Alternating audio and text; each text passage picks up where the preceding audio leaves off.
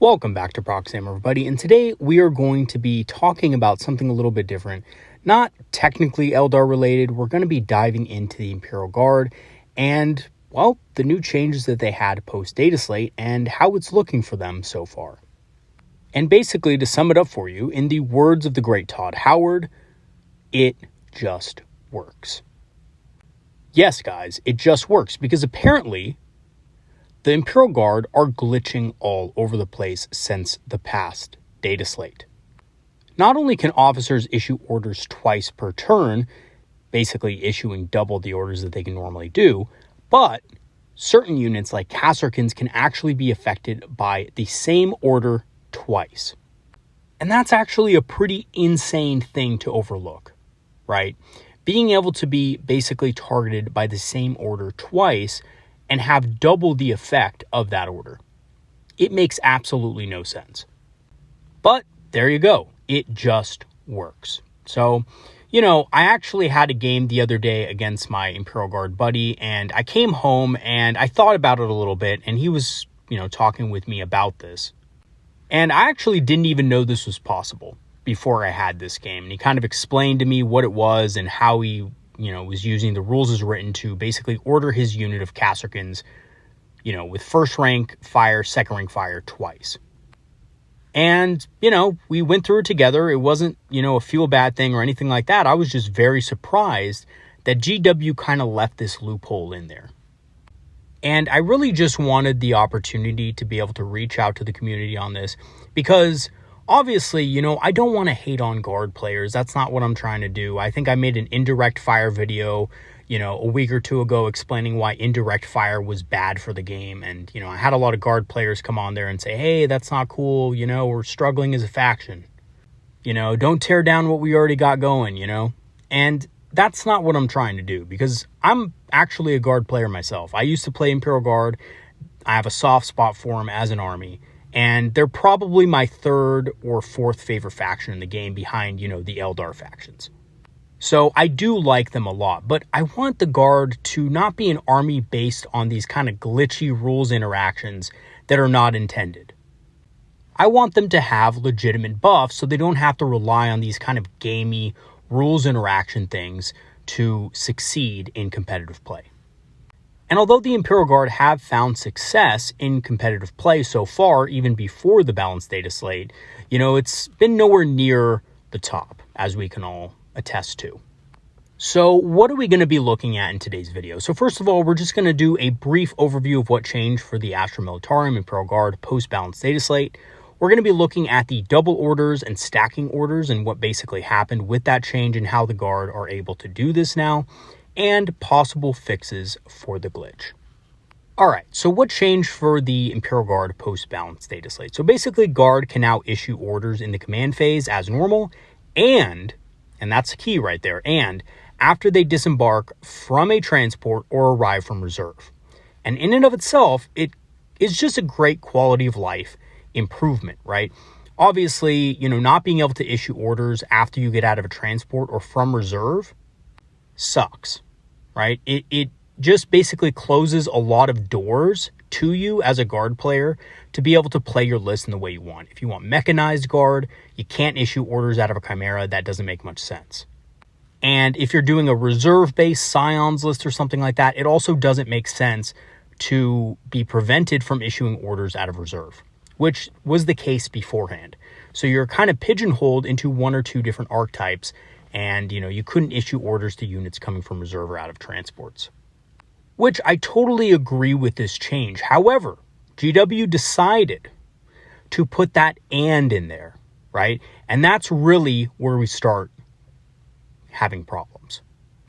Because basically the wording of GW's fix, the word and, allows units, rules as written, to issue orders in their own command phase via, in a Chimera or something like that, which has the mobile command vehicle special rule, and also issue orders in the same turn when they disembark. Now, some of you may be thinking, well, that doesn't really make sense because those officers can only issue 2 orders, right? But the rule for orders is each time a unit, an officer unit that is is eligible to issue orders, it may issue up to a certain number.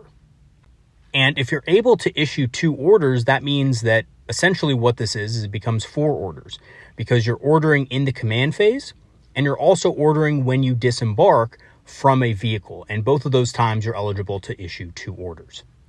And this just seems off, right? It seems really weird that that would be the interaction. And it is. And basically what happened is, I guarantee you, GW is talking about the rules and what they should do to the Imperial Guard. And they say, oh, they should be able to issue orders out of a Chimera when they disembark from a vehicle or when they come from reserve. And then everybody's in agreement on it without realizing that there's actually no cap in the amount of orders officers can issue per turn, right? The only limit is when they can issue the orders. There is no place in the Guard Index that says officers can only issue orders once per turn. There's no limit on that. So if an officer can issue an order in a certain phase, then it can issue up to its maximum amount of orders in that phase. And this can repeat as many times as you possibly can, which in this case would just be, when you're in a transport via the Chimera and after you disembark from it. Okay, so that's kind of gamey in and of itself, but it's not game breaking or anything, right? A couple extra orders here and there. It does increase the efficiency, obviously, of officers so that you don't need as many officers perhaps. But in the grand scheme of things, it's a small buff and it's a kind of gamey one. However, it does combo really effectively with another unit in the Guard Index. And we have seen something very similar to this jank in 9th edition with Kasrkins. Here we go again, right? Remember when they had that mortal wound bomb in 9th edition and it could basically kill 3 different units if you comboed it correctly? Well, we're not quite there, but we're pretty close. Because this just absolutely deletes things. So basically, under the new rules, it is entirely possible for a Kasrkin unit to come out of reserve and benefit from 2 orders.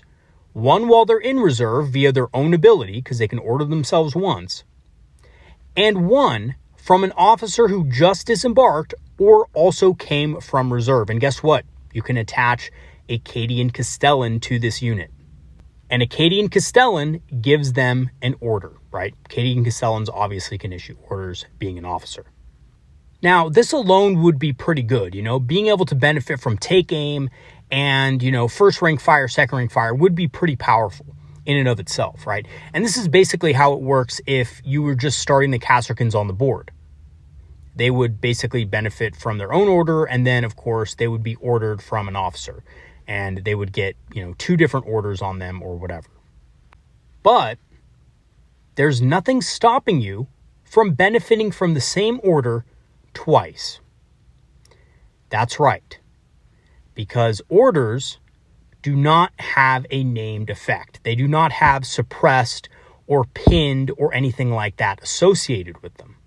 In fact, there's nothing that says this unit has been quote unquote ordered or anything like that. Which means that under the rules commentary, orders can actually stack. They are counted as abilities that can stack. It's kind of like casting Fortune on a unit. If you have 2 Farseers in your army, you can actually, believe it or not, cast Fortune on something twice. However, this interaction actually does not do anything because you can't benefit from -2 to wound. The max you can have is -1. So if somebody technically has +1 to wound against you, I guess, a second Fortune would negate that. But that's very rare and it's not worth the point. So you just never do it, right? But Kasrkins can benefit from an order that's extremely powerful, and that is first rank, second rank fire, right? Now, first rank fire, second rank fire gives rapid fire weapons 1 additional shot, which is pretty good considering that Kasrkins have a ballistic skill of 3, and they're basically mostly rapid fire weapons, right? You got 2 plasma guns in there, you got your hot shot volley guns, those are all rapid fire weapons. So you're getting a bunch of additional attacks. They could also do take aim, of course, or any other applicable order. So you could basically double your orders. Now, for some orders, this doesn't really work too well because you have things like, take cover, which not great, right? Take cover is a good order, but it's maxed out at 3+. So Kasrkins technically can't benefit from it twice because it has a restriction within the order. But there is no such restriction for first rank fire, second rank fire, or take aim, So technically speaking, a unit of Kasrkins under double take aim would be hitting on a quote-unquote 1+. Ones still fail, obviously, but if there was a -1 to hit out there, they would still be hitting on 2s. But the better order, of course, is first rank, second rank, because now you're getting +2 shots to your rapid fire weapons. All right, so what are the implications of this? Because some of you are watching this and you're like, well, who cares, right? Just some extra attacks on some last guns. Who cares, right? They're last guns. How bad could they be? Well, here's the implication, right? Is because when you combo this with other things like the Cadian Castellan, who gives them sustained hits, you start to look at a situation that is a little bit insane for the points you're paying. So let's kind of bring this all together. So let's say you take a unit of Kasrkin and a Cadian Castellan. They're in reserve, in a transport in reserve, whatever. You have 2 plasma guns in there. You have 2 plasma pistols, 2 hotshot volley guns, 5 hotshot last guns, and of course, just like I said before, you have sustained hits with the Cadian Castellan. In total, your unit is going to get 32 hotshot rounds firing out of it and 10 plasma rounds, all for only 145 points. And guys, just to give you a quick comparison, I know a lot of people who watch this channel are Eldar players. 10 Dire Avengers is putting out 33 shots. This unit is putting out 42. 10 of those are plasma. Guys, 10 of those are plasma shots. They're also getting sustained hits 1. That is absolutely insane. That will melt most things in the game. Even if you're wounding stuff on 5s with the hotshot last guns. You're getting 10 plasma rounds in addition to that. Marines, dead. Terminators, dead. This is going to kill basically everything except the hardest targets in the game, which they probably won't be going after anyway. And I think the real key here is that they're only 145 points, right? It's not an expensive unit. It's a cheapish unit. It's expensive for guard standards, but it's not expensive for the wider game.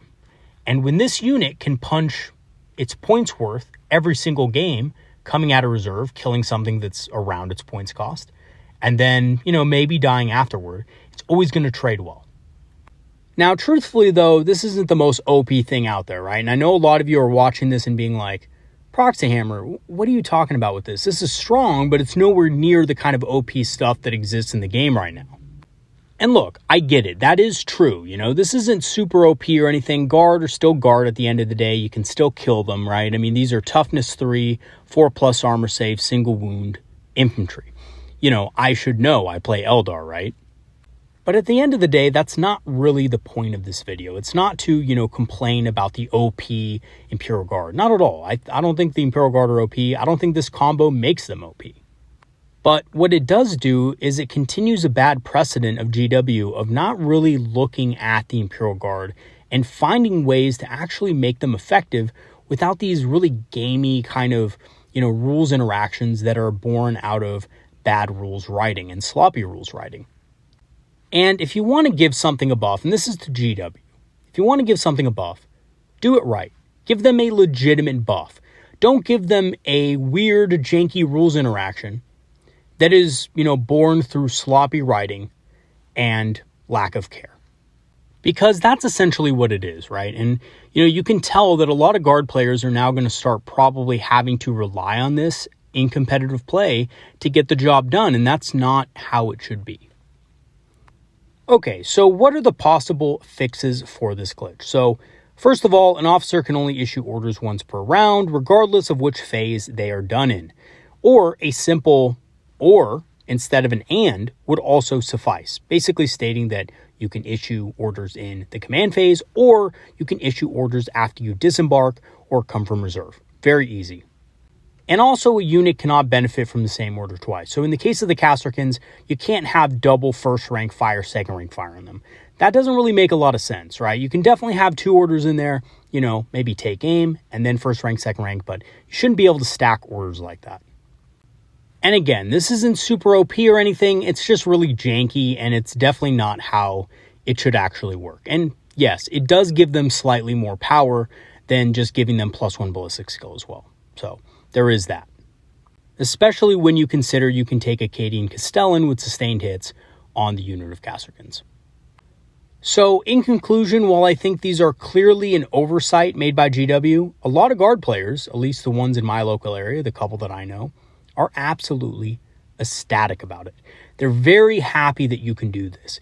And I understand why, right? Guard aren't doing great right now. They're kind of on the lower end of the spectrum as far as competitive lists and armies. And I'm really not trying to rain on anybody's parade here because while not necessarily game-breaking, it is convoluted and can use some clearing up, right? It's definitely rules as written, but, you know, it's very janky. And I know I've said that a couple times in this video, but, you know, I was playing my guard buddy yesterday. We had a great game, actually. It was very fun. But that interaction just was kind of weird to me because it was like, yeah, it's exactly how it works, rules as written, but that's not how it's supposed to work. Right? There's something missing here. There's some jank involved here, right? And you know what it kind of felt like to me? It really felt like the charging rules through terrain when you're charging into ruins and you technically can't fit on something, so you have to go around it, right? Because your base can't fit through and the enemy models are less than an inch away from the wall of a ruin. You know, that whole debacle. That's kind of what it reminded me of. And it was like, yeah, it's definitely rules as written. You can position your models in such a way that an opponent can't charge you through ruins. But it's really lame and definitely needs a fix. And I'm actually glad WTC actually, you know, kind of came out with a fix, quote unquote, for this. I was going to talk about that in a video, but decided not to. And I'll probably go over it eventually because I do like how they handled that. But that's kind of the same thing here, right? It's like it's allowed, but it's kind of weird. So hopefully GW fixes this soon and this can be a thing of the past and maybe they can just give guard an actual buff to something. You know, like maybe just give guard lethal hits at all times with their shooting attacks instead of just when they remain stationary. Or, you know, maybe you could do it when they make a normal move or remain stationary, but not when they advance. I think that'd be pretty fair. And it would definitely open up a lot of options in the guard index. And I think as a result, you guys would be in a really good place. And to all the Eldar players out there who are watching this and, you know, wondering when I'm going to come in and talk about how to defeat this, you know, combination as an Eldar player, well, essentially it's the same answer as before, right? You screen these things out or, you know, you just let them pick up your cheaper units, right? Your units of Swooping Hawks, your units of Shadow Specters maybe. You know, you just let them pick them up because essentially what's going to happen is if you don't screen them out, Kasrkins will kill them. But the great news is that Kasrkins cost 145 points for the combination and your Swooping Hawks only cost 75 and your Shadow Specters only cost 95. So it's going to be a bad trade for them either way, right? And of course, we always have Deep Strike. So if you're afraid of doing, you know, poorly because you don't have your Shadow Specters, you can put them in Deep Strike and you can have them come in after the Kasrkins come in. And yeah, Kasrkins are not tough. And that's why I think, you know, it's not OP. There is counterplay to it. Kasrkins are not, you know, Custodes. They die very easily. So, you know, unit of Shadow Specters should be able to kill them fairly easily. Okay, everybody, that's going to be it for today. Thanks for watching. Thank you to all my patrons and supporters who have supported the channel over the last year. Your help has greatly improved the channel and helped it grow significantly. If you do want to help support the channel, I have free trials on my Patreon activated, which will grant you permanent access to our Discord community, which is a community of Eldar players and enthusiasts who love talking about strategy, tactics, and of course, hobbying. I will leave the link for that in the description below. I'm also an Amazon affiliate and have a channel store page, so if you want to grab some Eldar-inspired apparel on my channel store page or some discounted Eldar miniatures on Amazon, I will leave the links for those in the description as well. Finally, I am going to be doing a Eldar community painting video at the end of March, basically covering what you guys have accomplished in your hobbying time and your painting time with the Eldar. If you want to go and submit some work to me for that video, please send me an email. My email, of course, will be on my channel page. And I also recently put up an announcement video for that. So check that out on my channel if you can as well, and if you want more information. All right, everybody, that's going to be it for today's video. Peace out, and I'll see you guys next time. Have a good one, everybody. See you later.